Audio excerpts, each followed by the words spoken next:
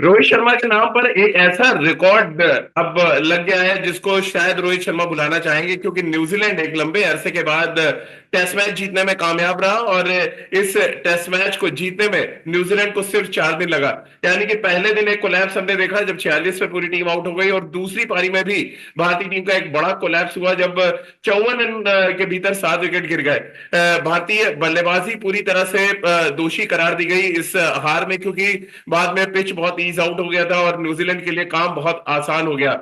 New Zealand की इस बड़ी जीत पर, और एक तरह से कहा जाए जो सूखा था न्यूजीलैंड क्रिकेट में, भारत में टेस्ट मैच न जीत पाने का, उस सूखे को खत्म करने का काम लैथम ने किया। उनकी कप्तानी में न्यूजीलैंड ने टेस्ट मैच जीत लिया है। सीरीज में 1-0 से वो आगे हैं। और भारतीय टीम की आस कितनी टूटी है डब्ल्यूटीसी को लेकर, और इस सीरीज में कैसे वापसी करेगी भारतीय टीम, इन सभी मुद्दों पे बातचीत करेंगे। हमारे साथ इस हार के चश्मदीद गवाह और जियो सिनेमा पे आप लगातार कमेंट्री करते देख रहे हैं पूर्व क्रिकेटर सबा करीम हमारे साथ है। सिलेक्टर भी रहे हैं, बीसीसीआई के अलग अलग पदों पे भी रहे हैं। अक्सर आपने हमारे साथ उनसे क्रिकेट पर चर्चा सुनी होगी, लेकिन हमेशा ज्यादातर हम जब हिंदुस्तान में खेलते हैं तो जीत पे चर्चा करते हैं। सभा में थोड़े सरप्राइज है क्योंकि हार पे चर्चा कर रहे हो। टेस्ट क्रिकेट में हिंदुस्तान अपनी सरजमीन में तो लंबे अरसे से कोई भी टेस्ट मैच हारा नहीं था। हाँ राजीव, ये जमाना हो गया है। मुझे लगता है कि इसके पहले इंग्लैंड के विरुद्ध भारत जी, चेन्नई में ना वो टेस्ट मैच हारा था। बिल्कुल उसके बिल्कुल। पहले जो रूट फिर ने बहुत जबरदस्त बल्लेबाजी की थी हाँ, उसमें। जी उसके पहले फिर पुणे में ऑस्ट्रेलिया के विरुद्ध हारा था। जी पर इंग्लैंड और ऑस्ट्रेलिया दोनों की टीम जो है ना वो ज्यादा मजबूत है न्यूजीलैंड से। जी।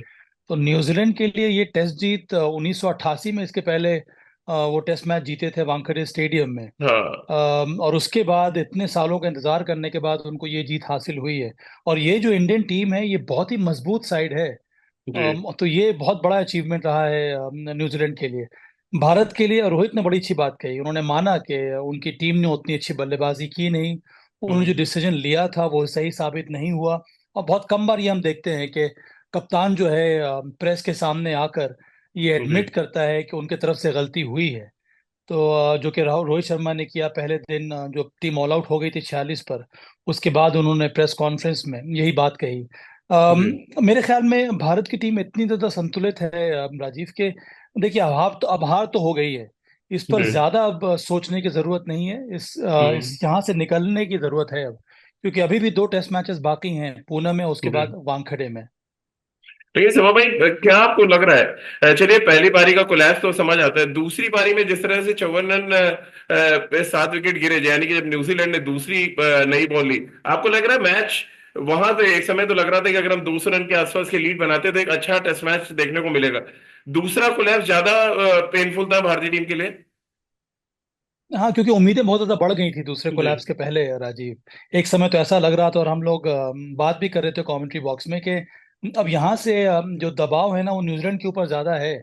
जिस तरह से सरफराज खान और ऋषभ पंत की वो साझेदारी बढ़ती जा रही थी, तो वहां से वो कोलैप्स जो है काफी अनएक्सपेक्टेड रहा। क्योंकि उसके पहले जी जो पुरानी गेंद से करीब 170 रन बना लिए थे इन दोनों बैटर्स ने मिलके, और विकेट एक भी नहीं गिरा था। पर अचानक जैसे ही दूसरी नई गेंद आई, वहां जी से विकेट जैसे ही गिरने का पतन शुरू हुआ। फिर अंत हुआ ऑल आउट होने के बाद ही। और एक और बात है, पता नहीं दर्शकों ने इस पर ध्यान दिया होगा कि नहीं, वो जो छक्का मारा था सेकंड न्यू बॉल पे ऋषभ पंत ने, उसके जी बाद बॉल गुम हो गई थी और दूसरी बॉल रिप्लेस हुई। और जो तीसरी जी गेंद जो आई, नई गेंद ना, उसने फिर बहुत ज्यादा काम कर दिया न्यूजीलैंड के लिए, और काम एक तरह से समाप्त कर दिया इंडिया के लिए। जी और एक और ट्रिविया है राजीव, ये जब जब बॉल गुमी है ना आरसीबी बैंगलोर स्टेडियम में ना, उसके बाद गेम बहुत जल्दी चेंज हो गया है। ये एम जी एस धोनी और का मैच था, वो चेन्नई वर्सेस आरसीबी पिछले आईपीएल में। जी वहां पर एम एस धोनी अच्छे फॉर्म में थे, उन्होंने भी एक छक्का लगाया था। वो गेंद भी बाहर चली गई थी मैदान के। वहां पर भी गेंद को रिप्लेस किया गया था, फिर वहां से गेम पलट गया था, आरसीबी के हक में चला गया। तो ये पता नहीं ये अजीब सी विडंबना है। खैर, वो अलग बात है। पर मेरे ख्याल में ये तो दूसरे इनिंग्स का जो कोलैप्स है ना, ये जो 7 विकेट जी गिरे लगातार, वो ज्यादा वो ज्यादा हर्ट कर रहा है इंडिया को। जी। सो भाई, लेकिन जबरदस्त ऑब्जर्वेशन था, और ये मुझे लग रहा है बहुत कम लोगों ने पकड़ा है कि गेंद जब बाहर गई उसके बाद दूसरा बॉल जो आया उसने अपना कारनामा करना शुरू किया। लेकिन हम्म पहली इनिंग्स की बात करें सौरभ भाई, आपको लग रहा है भारतीय टीम शायद इतनी प्रिपेयर नहीं थी जिस तरह की गेंदबाजी की न्यूजीलैंड के फास्ट बॉलर्स ने, और लेफ्ट हैंडर्स को खास तौर से उनके रिप एरिया में बहुत टारगेट किया, तो वो चाहे यशस्वी जायसवाल की बात करें या जिस तरह से रविंद्र जडेजा बैटिंग कर रहे हैं, उससे ठीक पहले ऋषभ पंत की हम बात कर लें, सभी के रिप को बहुत टारगेट किया, यानी कि 3 क्वार्टर लेंथ पे लगातार हिट किया है हेनरी ने, सऊदी ने, तो रूट की हम्म जो उनके लंबे कद के तेज गेंदबाज खेल रहे थे। क्या हम्म। आपको लग रहा है न्यूजीलैंड ज्यादा प्रिपेयर आई थी और उनको इसका फायदा मिला? देखिए, दो पहलू हैं इसमें। सबसे जी। पहले न्यूजीलैंड। न्यूजीलैंड अभी श्रीलंका से वो 2-0 की श्रृंखला हार के वो पहुंचे हैं यहाँ पे। जी। पर उन्होंने सबसे बड़ा काम क्या किया, राजीव, उनके मन में ना या फिर शोल्डर पे ना कोई भी बोझ नहीं था। हम्म। वो एक बहुत ही खुले मन के साथ आए थे मैच खेलने के लिए। और उनको ये लग रहा था कि जिस तरह का कंडीशंस होगा, जिस तरह के विकेट बनाई जाएगी, उस तरह से वो अपने आप को ढाल लेंगे, जो कि उन्होंने बहुत हम्म। बखूबी किया। 3 पेस बॉलर्स के साथ वो मैदान में इसलिए उतरे कि उनके पास और कोई विकल्प है ही नहीं ना स्पिनर का। हम्म। उनके पास एक और मिचेल सैंटनर है। तो आपके पास ये कि एजाज पटेल है, उसके ऊपर से आप मिच सैंटनर को क्यों खिलाएंगे? ग्लेन फिलिप्स आपके दूसरे, वो भी पार्ट टाइम बॉलर हैं, वो अब मुझे लगता है कि अब रेगुलर बॉलर होते जा रहे हैं। तो उनकी स्ट्रेंथ थी गेंदबाजी, और इसीलिए उन्होंने 3 गेंदबाजों को खिलाया। टीम साउदी के पास अनुभव है, वो भारत पहले आ चुके हैं, तो उनको उन्होंने खिलाया। उसके साथ साथ मैट हेनरी और ओरुक। मैट हेनरी के पास भी वो क्षमता है, वो गति उनकी अच्छी है, ठीक ठाक है। हम्म। उसके साथ वो बॉल को सीम कराते हैं। टीम सऊदी एक स्विंग बॉलर है, उसके साथ साथ ओरुक। ओरुक के पास वो गति है, उसके साथ साथ वो बैक ऑफ लेंथ हिट करते हैं। तो हम्म। ये उनकी स्ट्रेंथ रही है, और इस प्रकार से उन्होंने तीनों बेसिस जो है ना, वो एक तरह से कवर कर लिए थे। अब रही बात इंडिया की। देखिए, जब आप टेस्ट मैच खेल रहे हैं ना, चाहे वो इंडिया में खेल रहे हो या बाहर खेल रहे हो, आपको तैयारी तो हर किस्म के विकेट पर खेलने की करनी होगी। और जी। भारत ने गलती यही की कि पहला जो सेशन था वहां पे भारत को समय के लिए खेलना चाहिए था। भारत ने गलती ये की कि वो जो अटैक का जो उन्होंने टेम्पलेट अपनाया हुआ है ना पिछले कुछ सालों से, जी। जिसमें बहुत ज्यादा उनको सफलता मिली है, उसी को वो उन्होंने पहले दिन भी दिखला दिया। मेरे ख्याल में उस समय उस तरह के अप्रोच की जरूरत थी नहीं। मैं मानता हूं कि जी। 2-3 विकेट जो गिरे वो अच्छी गेंदबाजी की वजह से गिरे, पर उसके अलावा थोड़े बहुत मुझे लगा कि थोड़ी केयरलेस बैटिंग भी हो गई। वहां पर अगर समय को ध्यान में रखकर आप एक सेशन, दो दो सेशन खेल लेते, रन हो सकता है कि उतने ज्यादा नहीं बनते। उसके बावजूद भारत बहुत बड़ा स्कोर खड़ा कर सकता था पहली पारी में। और आपको याद होगा ना, राजीव, कि गौतम गंभीर जब से कोच बने, उन्होंने ये बात हमेशा कही है कि उनके हिसाब से अंतर्राष्ट्रीय क्रिकेट में सक्सीड करने के लिए वो अडेप्टेबिलिटी बहुत जरूरी है। अब बिल्कुल। इसका अर्थ क्या है? इसका अर्थ तो यही है ना कि कंडीशंस के मुताबिक आपको बल्लेबाजी हम्म। करना, जो कि भारत पहली पारी में नहीं कर पाया। नहीं सब भाई, कंडीशन के हिसाब से टीम भी चुनना शायद बड़ा इंपॉर्टेंट है। न्यूजीलैंड 3 फास्ट बॉलर्स के साथ गया, एक स्पिनर उन्होंने खिलाया, हम 3 स्पिनर के साथ गए। थोड़ा मतलब बात हो रही है कि आपको पहले बैटिंग नहीं करनी चाहिए थी, ये तो चलिए आम सी बात है कि आप बहुत हम्म। ओवरकास्ट कंडीशंस थी और डैम विकेट पे आपने बैटिंग कर ली। बट क्या टीम भी गलत खिलाई गई? आपको लग रहा है एक सीमर आकाशदीप ज्यादा इफेक्टिव होते इस पिच पे? अब देखिए, अब जिस तरह से गेम चला है, जी। जिस तरह से फर्स्ट सेशन हुआ है, जिस तरह से 3 सीमर्स ने गेंदबाजी की है, अब हम लोग जरूर कह सकते हैं कि एक सीमर और खेल सकता था। पर पता क्या है जी। राजीव, मैं वहां पे हूँ, मैं वहां पे था पहले दिन भी और हर दिन भी। और मैंने भी बहुत नजदीक से विकेट देखा था। विकेट पहले दिन को अगर हटा दिया जाए या पहले 2-3 घंटे आप हटा लें, तो हम्म। विकेट बहुत ही ड्राई था। और उसमें दरारें पहले दिन ही नजर आ रही थी। और हम्म। दरार भी ऐसा लग रहा था ना कि जैसे जैसे धूप और पड़ेगी विकेट के ऊपर, वो दरार खुल जाएगी। और हम्म। दरार खुली भी ना, जिस तरह से कल हमने देखा न्यूजीलैंड के पेस बॉलर्स ने बॉलिंग की। जैसे जैसे बॉल वो दरार पे पड़ी, वहां से बॉल में बहुत ज्यादा मूवमेंट देखने को मिला, वो अकस्मात हम्म। उछाल देखने को मिला। आज बुमराह और सिराज ने भी वही वही किया नई गेंद के साथ। पर स्पिनर्स के लिए जितनी मदद होनी चाहिए थी, जिस तरह से विकेट को टूटना चाहिए था, हम्म। वो हो नहीं पाया, क्योंकि सिर्फ 4 दिन का ही मैच हुआ ना, या 3.5 दिन का जी। ही मैच हुआ। और बीच बीच में वो बारिश होती रही, विकेट फिर से कवर हो गया। तो अगर धूप पूरी तरह से खिली रहती इन 4 दिन, तब मेरे ख्याल में ये जो चयन था 3 स्पिनर्स का, वो वाजिब रहता भारत के लिए। अनफॉर्चुनेटली हम्म। मौसम भी थोड़ा बहुत कुछ अलग सा इस टेस्ट मैच में देखने को मिला, जिसकी वजह से अब ऐसा हमें लगने लगा है कि 3 सीमर्स खेलना चाहिए था। पर उस समय मेरे ख्याल में ये निर्णय 3 स्पिनर्स के साथ मैदान में उतरने का वो सही था। तो भाई आपको लग रहा है जैसे आप कंडीशंस की बात कर रहे हैं, न्यूजीलैंड को तो यही लगा होगा कि ऑकलैंड या वेलिंगटन में मैच खेल रहे हैं, थोड़ी थोड़ी हम्म। बारिश हो रही है, वेदर को प्रिडिक्ट आप नहीं कर सकते, ठीक वैसे ही न्यूजीलैंड के लिए आइडियल परिस्थिति थी। हाँ, उन्होंने भी यही कहा ना कि उनको भी नहीं लग हम्म। रहा था कि ऐसा होगा। टॉम लेथम भी तैयार थे पहले जी बल्लेबाजी करने के लिए। वो उनके पेस बॉलर ओरुक से मैंने बात की, उन्होंने भी यही कहा कि हम उन लोग तो बहुत सरप्राइज थे कि इस विकेट पे जी इतना ज्यादा वो लेटरल मूवमेंट मिला उनको।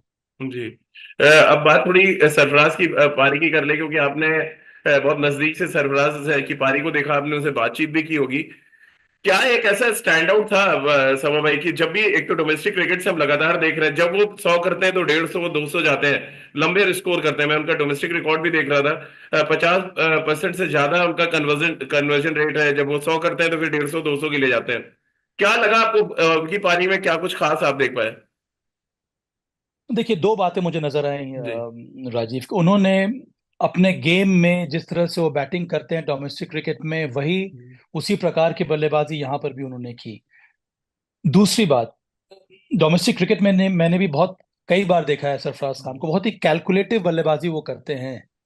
आ, कब तेज गति से रन बनाना है, कब स्ट्राइक को रोटेट करना है, ये एक तरह का दिमाग उनका हमेशा चलता रहता है। और इस पारी में भी हमें यही देखने को मिला, और ये बात उन्होंने कही भी प्रेस कॉन्फ्रेंस में कि जी। जैसे उनको मौका मिला ऑस्टम के बाहर वो बॉल डाल रहे थे, बॉल वो छोटी डाल रहे थे, उसके लिए वो तैयार थे क्योंकि उन्होंने अभ्यास किया है। हम्म। उन्होंने तो ये भी माना कि घर में उनकी जो विकेट है उसी तरह की है, और वो ऐसे भी बैकफुट प्लेयर है। तो उस तरह से अगर आप फीड करेंगे तो फिर सरफराज खान का बल्ला चलेगा, और बखूबी चला सरफराज खान का। और हम्म। उसके साथ साथ जैसे कि मैंने कहा कि बहुत ही शानदार तरीके से वो कैलकुलेट करते हैं। डोमेस्टिक क्रिकेट में कई बार क्या होता है ना कि जो डोमेस्टिक टीम्स होती हैं वो थोड़ा बहुत अटैक करती है, उसके बाद फील्ड को छितरा देती हैं। पर हम्म। यहाँ पर बहुत लंबे समय तक न्यूजीलैंड उनको अटैक करता रहा, वो भी छोटी गेंद डालकर ऑफ स्टंप के बाहर, और उसका भरपूर फायदा उठा लिया सरफराज खान ने। और उनको गेंद थोड़ी सभा और में, ऊपर डालनी चाहिए थी। जी, हम्म। उसी पे मैं आ रहा था कि न्यूजीलैंड शायद भाप नहीं पाया कि बैकफुट के अच्छे प्लेयर है, खासतौर से जो एक दो अपर कट खेले सब भाई, ऐसे शॉट्स मैंने तो टेस्ट क्रिकेट में देखे नहीं थे। ये एकदम लास्ट मोमेंट में आके जिस तरह लेट गए थे ऑलमोस्ट।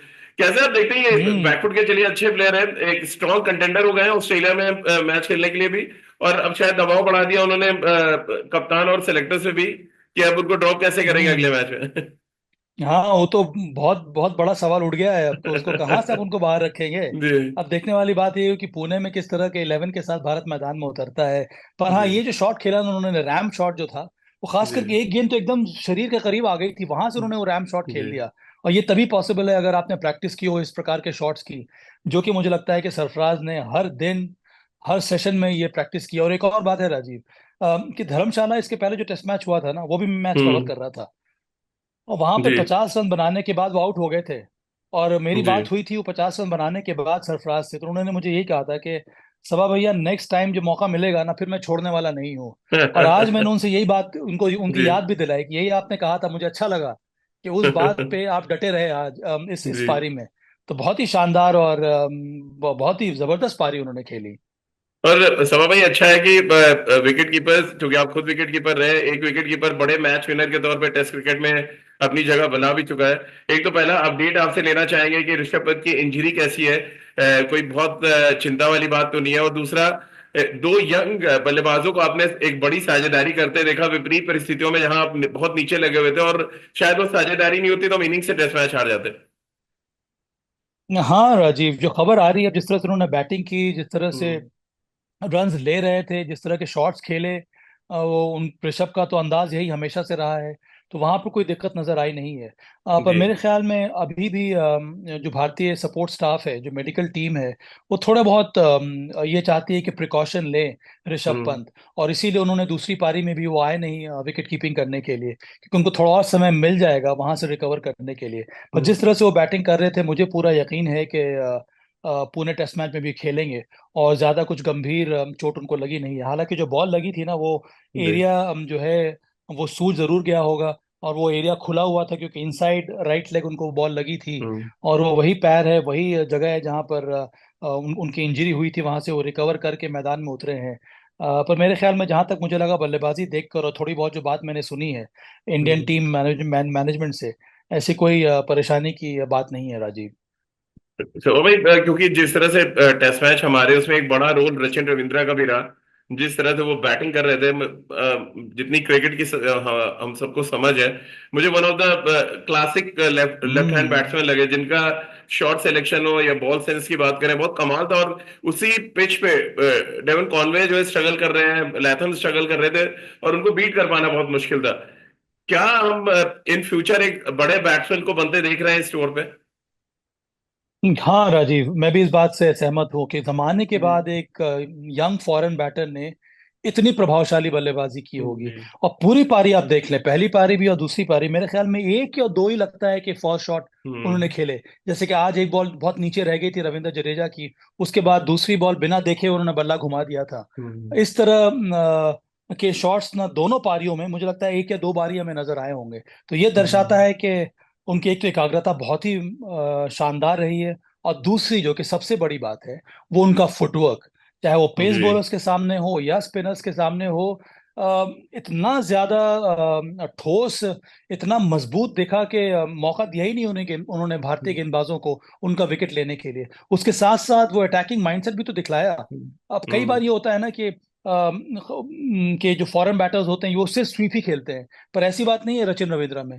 वो स्वीप भी खेलते हैं, और रिवर्स स्वीप नहीं, सिर्फ कन्वेंशनल स्वीप खेला उन्होंने, या तो रेगुलर स्वीप या स्लॉग स्वीप। उसके अलावा स्टेप आउट करके उन्होंने स्पिनर्स को खेला, या फिर बैकफुट पे आके कट किया। ये तभी पॉसिबल है जब आप लेंथ को बहुत जल्दी पिक कर रहे हो, और आपके पास वो फुटवर्क है क्रीज के बाहर निकलने का भी, और क्रीज के गहराई को भी नापने का, और बैकफुट में भी जाके शॉट्स खेलने का। ये हमें रचिंद्र रविंद्र की बल्लेबाजी में नजर आया। तो मेरे ख्याल में ये न्यूजीलैंड के लिए सबसे बड़ी खबर यही है कि रचिंद्र रविंद्र जैसा उनको बैटर मिल गया। और ये तीनों जी। फॉर्मेट के प्लेयर हैं। जी। बेंगलुरु में तो शतक इसके पहले भी लगा चुके वर्ल्ड हैं कप में, विश्व जी। कप में। जी। जी। हम्म।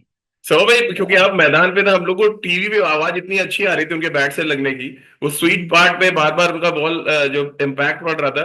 कैसे आप देख रहे हो वो जो साउंड आती है, क्या वो बताती है आप किस कैलिबर के बैट्समैन है? क्योंकि अगर आपके 80% 90% अगर आप स्वीट पार्ट से खेल रहे हैं, और वो आवाज एक अलग ही एहसास देती है, क्योंकि आपने भी बहुत ढेरों रन बनाए डोमेस्टिक क्रिकेट में। कैसे आप देखते हैं जब इस तरह की आवाज आती है, कितना कॉन्फिडेंस एक बल्लेबाज को मिलता है तब? सबसे पहली बात तो यही होती है ना कि बैटर को बहुत कॉन्फिडेंट मिल जाता है। जी। और वही हुआ रचिन रविंद्रा के साथ। देखिए, भारत में खेलने के लिए ना राजीव, आपको भी एहसास होगा कि जी। सबसे पहले आपकी शुरुआत कैसी होनी चाहिए रन बनाने के लिए जी। भारत में। बेस कैसे आप सॉलिड करेंगे? बेस आप सॉलिड करते हैं डिफेंसिव टेक्निक के साथ। अगर जी। आपका डिफेंस सॉलिड है ना, तभी तो आप अटैकिंग शॉट्स खेल सकते हैं। नहीं तो अगर आपका डिफेंस सॉलिड नहीं है, अगर आपके डिफेंस के ऊपर विश्वास नहीं है, तो आप हमेशा गलत बॉल चूज करेंगे अटैकिंग शॉट्स खेलने के हम्म। लिए। डिफेंस ये दर्शाता है, ये संदेश देता है गेंदबाज को कि आपकी सबसे अच्छी वाली जो गेंद है, उसको मैं जी। डिफेंस कर रहा हूं बहुत ही आसानी से। अगर फिर आपने थोड़ी बहुत लाइन इधर उधर कर दी, लेंथ में आपने गड़बड़ी कर दी, तो मेरा वार होगा। और वही जी। रचिंद्र रविंद्र ने किया इस पारी में, दोनों पारियों में। तो मेरे ख्याल में वो जो आवाज की बारे में आपने बात की ना, वो तभी पॉसिबल है जब आपका फुटवर्क सही हो, और आप गेंद को अपने शरीर के करीब आने दें, अपने जी। आंख के नीचे खेलें। और पूरी की पूरी पारी में, हर एक शॉट में भी, हर एक डिफेंस में भी, मुझे लगता है ये सबसे बड़ी विशेषता रही रविंद्र की इस शतकीय पारी में, और वो जो रन बनाया उन्होंने दूसरी पारी में। जी। समा भाई, आखिरी दो सवाल। एक तो आप भारतीय टीम के लिए कितना बड़ा चैलेंज देख रहे हैं, और WTC के चांसेस, क्योंकि आप लगातार स्टैट्स वगैरह देखते रहते हैं और आप ज्यादा बेहतर तरीके से दर्शकों को हमारे समझा सकते हैं, कितना फर्क पड़ेगा इस हार से WTC के फाइनल में पहुंचने में? देखिए, हार से फर्क तो पड़ेगा राजीव, जी। क्योंकि इसके पहले हम लोग ये मान के चल रहे थे ना कि 3 टेस्ट मैचेस हम यहाँ जीत जाएंगे, तो फिर 5 में से आपको सिर्फ 2 मैचेस जीतने होंगे ऑस्ट्रेलिया जी। दौरे पे, आसानी से WTC फाइनल में क्वालिफाई करने के लिए। सारे वेरिएबल्स को ध्यान में रखकर भी अगर हम्म। हम देखेंगे, आपके अपने दूसरी टीम क्या कर रही है वो अलग बात है, पर अगर हम हम्म। सिर्फ अपने टीम के ऊपर ही फोकस करें, तो ये 5 मैच अगर हम जीत अगर हम दर्ज कर लेते, तो फिर हम्म। हमारा रास्ता कोई और रोक नहीं सकता है वर्ल्ड टेस्ट चैंपियनशिप के फाइनल में पहुंचने में। पर यह पहले जो टेस्ट मैच है वो अब भारत हार गई है, तो WTC जो पॉइंट सिस्टम है, जो परसेंटेज है, उसमें थोड़ी बहुत कटौती आ गई होगी। हम्म। वो जो गैप था इस समय भारत ऑस्ट्रेलिया का, उसमें थोड़ी बहुत कमी आ गई है। तो मुझे लगता है कि अब मेहनत थोड़ा और ज्यादा करना होगा। अब यहाँ से जहां हम्म। तक मुझे लग रहा है कि ऑस्ट्रेलिया में, अब आप अब ये भी मान के चलें कि अगर आने वाले 2 टेस्ट मैचेस जो न्यूजीलैंड के खिलाफ हैं, वो हम जीत भी लेते हैं, उसके बाद भी आपको 5 में से अब कम से कम 3 टेस्ट मैचेस जीतने होंगे। जी। तो वो जो भारत का जो कार्य है ना, वो थोड़ा बहुत और कठिन हो जाएगा। आपको याद होगा पिछली बार जो दौरा हुआ था न्यूजीलैंड का भारत में, वहां पर कानपुर टेस्ट मैच न्यूजीलैंड ने ड्रॉ कर दिया था। वो हाँ अंतिम विकेट हाँ। भारत ले नहीं पाया था, एजाज पटेल ने बहुत लंबी पारी खेल दी थी। जी जी। और उसके वजह से बहुत दबाव बढ़ गया था भारत के ऊपर, और फिर जी वहां से लगातार भारत को मैचेस जीतने पड़े थे। तो कुछ हालत इसी प्रकार की होती जा रही है राजीव। पर मुझे लगता है कि भारतीय टीम इस समय ना ऑस्ट्रेलिया के बारे में नहीं सोच रही होगी। जी। उनका ध्यान सिर्फ पुणे टेस्ट मैच पे ही होगा, क्योंकि हमें ये भी नहीं भूलना चाहिए ना, तो चाहिए कि पुणे में जो इसके पहले ऑस्ट्रेलिया के विरुद्ध टेस्ट मैच हुआ था, वो भारत हार गया था। भारत हार वहां जी। पर विकेट अलग किस्म की थी, विकेट तो बहुत ही ज्यादा टर्निंग ट्रैक जी। थी। पर अब पता नहीं विकेट वहां पर किस तरह की मिलेगी। पर दबाव तो निश्चित रूप से भारत के ऊपर बढ़ रहा है। पर भारत की टीम संतुलित है, काफी सारे अनुभवी प्लेयर्स हैं, गौतम गंभीर हैं हेड कोच। अभी तो हर एक खिलाड़ी को जो संदेश जाना चाहिए वो यही होना चाहिए, हम्म। कि बस अब ये वाला जो टेस्ट मैच है पुणे में, उसके ऊपर आप फोकस करें, और आगे के बारे में सोचना इस समय तो छोड़ दिया जाए। लेकिन आपको लग रहा है सौरभ भाई, टर्निंग ट्रैक की आपने बात की, जिस डोमिनेंट तरीके से न्यूजीलैंड के बैटर्स ने खेला है, कुलदीप हो चाहे अश्विन की बात करें या जडेजा की, थोड़ा सा सोचे कि इंडियन टीम कि हम टर्निंग ट्रैक बनाए कि ना बनाए। अब मेरे ख्याल में ये मेरा मेरी जी। व्यक्तिगत सोच है राजीव, कि मुझे नहीं लगता है कि भारत को उस दिशा में जाना चाहिए। बिल्कुल। मेरा हमेशा से ये मानना रहा है कि Bharat number one test team है इस समय। भारत को ऐसी विकेटें बनानी चाहिए जिस हम्म। तरह से भारत ने इंग्लैंड के विरुद्ध बनाई थी होम सीरीज में, जिस तरह से भारत ने बांग्लादेश के विरुद्ध बनाई, या जिस तरह से ये बेंगलुरु टेस्ट मैच में भी विकेट मिली है। जी जहां पर तीनों जो पहलू हैं क्रिकेट के, वो हमें सामने नजर आने चाहिए। बल्लेबाजी भी, पेस बॉलिंग भी, और स्पिन गेंदबाजी भी। जी। और भारत को इसी रास्ते पे ही चलना होगा। और मुझे पूरा विश्वास है कि जिस तरह की टीम है, भारत वापसी करेगा। अब इस टेस्ट मैच में भी ना सिर्फ दो फैक्टर्स थे जो बहुत ज्यादा महंगे साबित हुए। जैसे जी। कि मैंने कहा, वो 46 रन का ऑल आउट होना, और वो पार्टनरशिप टीम साउदी और रचिन रविंद्र के बीच में। अगर जी। वहां पर वो साझेदारी नहीं होती, 233 में भारत, न्यूजीलैंड 7 विकेट गिर चुके थे, हम्म। वहां से उन्होंने 405 रन बना लिए। तो वो साझेदारी बहुत ज्यादा डिसाइसिव रही न्यूजीलैंड की इस जीत में। तो ये एक दो एरिया पर अगर भारत मेहनत करेगा, तो अगर इसी जी। प्रकार का विकेट मिलता भी है पुणे में, वहां पर भी भारत के पास प्लेयर्स हैं जो भारत को टेस्ट मैच जिता सकते हैं। क्योंकि आपने बात की कि टेस्ट के हम दुनिया की नंबर 1 टीम है, हमारा नंबर 1 बल्लेबाज के आपको अच्छे फॉर्म में नजर आए हैं सबा भाई। पहली इनिंग में पहली बार मैंने विराट को बैकवर्ड शॉट लेग पे आउट होते देखा, बाउंस से बीट हो गए वो थोड़ा। सेकंड इनिंग में वो खेल रहे थे तो आखिरी गेंद पे फिलिप्स की आउट हुए। हम्म। कैसे आप देख रहे हैं विराट का फॉर्म? कहीं ऐसा तो नहीं वही पुराना पैच आ गया और यहाँ पे वो 50-60 तो बना रहे हैं, बड़े स्कोर नहीं आएंगे? नहीं, देखिए ना, उनको तो इतना ज्यादा अनुभव है। जिस तरह से वो सेकंड इनिंग्स में खेल रहे थे ना राजीव, जी मुझे तो लग रहा था, मुझे क्या, सभी को लग रहा था कि ये यहाँ पे शतक पक्का है। और बहुत ही जी। अजीब से सरकमस्टांस में वो आउट हो गए। और ग्लेन हम्म। फिलिप्स, विराट कोहली, ऐसा लग ही नहीं रहा था कि ग्लेन ग्लेन जी। फिलिप्स विराट कोहली का विकेट ले सकते हैं। पर मुझे ये लगा कि वो टर्न के लिए एक्सपेक्ट कर रहे थे, क्योंकि विकेट थोड़ी बहुत सूख गई थी। पर वो बस किट विकेट, कर गया। वो बॉल जो है वो सीधी निकल गई, जी। और इसीलिए वो बाहरी किनारा लग गया और आउट हो गए। पर बाहर सेकेंड इनिंग में जिस तरह से उन्होंने पारी खेली, जिस तरह से वो एक्स्ट्रा बाउंस को उन्होंने नेगोशिएट किया, जिस तरह से उन्होंने स्पिनर्स के सामने खेला, और दो शॉट जो उन्होंने लगाए राजीव, हम्म। एक तो वो स्वीप शॉट, वो भी एजाज पटेल के सामने, और दूसरा स्टेप आउट करके वो सीधा साइड स्टेन की दिशा में वो छक्का जी। लगाना, वो फुटवर्क उन्होंने दिखाया। तो मुझे लगता है कि ये एग्रेसिव जो बल्लेबाजी स्पिनर्स के सामने नजर आई है दूसरी पारी में, वो बहुत ही अच्छा संदेश है भारतीय टीम के लिए भी, और जी। खुद विराट कोहली के लिए भी। और मुझे लगता है कि थोड़ा बहुत हमें धैर्य दिखाना होगा। बहुत जल्द वो शतक विराट कोहली के बल्ले से हमें नजर आने वाला है। मेरी बातचीत होती रहती है बीच बीच में जी। विराट से। जी। आज भी मैं सुबह जब वो फुटबॉल खेल रहे थे या फिर वॉलीबॉल खेल रहे थे फुटबॉल से, वहां पर भी थोड़ी बहुत बात हुई। बहुत ही अच्छे स्पेस में है। जी। तो मुझे लगता है कोई दबाव उनके ऊपर है नहीं। और आने वाले मैचेस में भी एक बड़ा स्कोर की उम्मीद मैंने लगा के रखी हुई है विराट कोहली से। आखिरी सवाल सभा भाई, क्योंकि के राहुल के फॉर्म को लेकर बहुत ज्यादा बातचीत हो रही है, क्योंकि सरफराज ने शतक लगा दिया और शुभमन गिल फिट होते हैं तो वो आएंगे। क्या आप अगले टेस्ट मैच में के राहुल की जगह देख पा रहे हैं टीम में?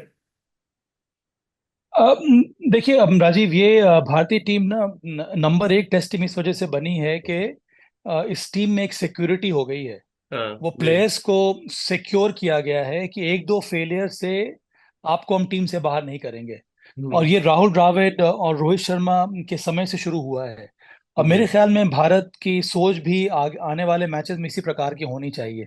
अगर आप हम्म। हर मैच के फेलियर के बाद खिलाड़ियों को ड्रॉप करते रहे ना, तो फिर आप टीम को बिल्ड नहीं कर सकते हैं। हम्म। तो मेरे हिसाब से इतनी ज्यादा जल्दबाजी करनी नहीं चाहिए। देखिए, आपको जी। इशू को एड्रेस करने की जरूरत है। इसमें ये जो टीम हारी है वो एक खिलाड़ी की वजह से नहीं हारी है। ये जी। पहली पारी में कलेक्टिव फेलियर की वजह से भारत की ये पोजीशन हो गई, वो भारत पहला हम्म। टेस्ट मैच हार गया है। अब इसके पहले वाले टेस्ट मैच उन्होंने शतक लगाया था, जी। केएल राहुल ने। बांग्लादेश और के खिलाफ जी। कल भी उन्होंने अच्छी पारी की शुरुआत जी। कर दी थी। वो जो डिलीवरी पे आउट हुए राजीव, अगर आप वहां ग्राउंड पे रहेंगे ना, वन प्लेबल डिलीवरी हम्म। है। वो जी। जी। गिरने के बाद एक तो एक्स्ट्रा बाउंस, उसके साथ साथ वो डिविएशन ऑफ द सरफेस, वो एक अनप्लेबल डिलीवरी थी। अगर आप फिर से वापस विश्लेषण करेंगे ना, तो बल्ला उन्होंने शरीर के करीब ही रखा था। वहां जी। से अगर बाहरी किनारा लग जाता है तो फिर बैटर कुछ नहीं कर सकता है। गलती तब होती है बैटर की जब आप शरीर के बाहर बॉल के लाइन को मीट करने जाते हैं। हम्म। केएल राहुल ने वैसा कुछ भी नहीं किया था।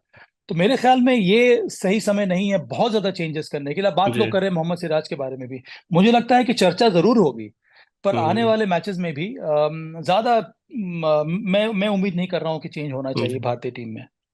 चलिए सभा भाई, बहुत बहुत शुक्रिया आपका। बहुत ही जबरदस्त तरीके से आपने मैच का एनालिसिस किया, और खासतौर से जो दो इंपॉर्टेंट चीजें आपने बताई, एक तो वर्ल्ड टेस्ट चैंपियनशिप का जिस तरह से आपने एक खाका बताया, वो हमारे दर्शकों को जरूर समझ आएगा। और साथ ही जो सबसे इंपॉर्टेंट स्टोरी बताई कि जब चिन्ना स्वामी में गेंद बाहर जाती है तो फिर मैच का नक्शा बदल जाता है, और ठीक वैसा ही हुआ, नक्शा बदला। हम 54 रन पे 7 विकेट हमारे गिरे, और हम एक समय ऐसा लग रहा था कि हम 200 रन की लीड लेके इस टेस्ट मैच में फाइट करेंगे। बड़ा कोलैप्स हुआ, और उसके बाद न्यूजीलैंड के लिए काम आसान हो गया। न्यूजीलैंड ने टेस्ट मैच जीता, सीरीज में 1-0 से अब वो आगे है। और अब एक बड़ा खतरा इस बात को लेकर मंडरा रहा है कि एक काद और उलटफेर अगर न्यूजीलैंड ने किया तो फिर डब्ल्यूटीसी के लिए हमारे रास्ते शायद बंद ना हो जाए। बहुत बहुत शुक्रिया सब भाई, आपका हमारे साथ बातचीत करने के लिए।